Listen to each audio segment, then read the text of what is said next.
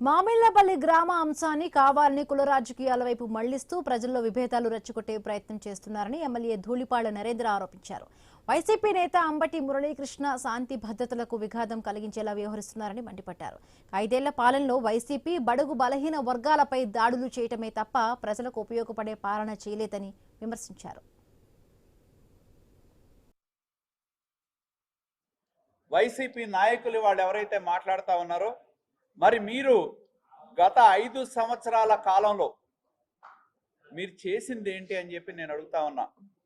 కులాల మధ్య చిచ్చుబెట్టడం, విభేదాలు సృష్టించటం, అలాగే ఏదైతే ప్రజల భావోద్వేగాలు రెచ్చగొడటం, అశాంతిని కలిగించడం, అధికారం ఉండదని చెప్పి బడుగుల మీద దౌర్జన్యం చేయటం, ఎవరైతే తమ ప్రభుత్వానికి వ్యతిరేకంగా ఉన్న వాళ్ళు ఎవరైతే ఉన్నారో, ప్రజల వాణిని వినిపించే వాళ్ళు ఎవరైతే ఉన్నారో, గత ప్రభుత్వంలో ఎన్ని దాడులు చేశారో ఇవాళ వరకు కూడా కళ్ళకు కట్టినట్టు కనపడతా ఉంది.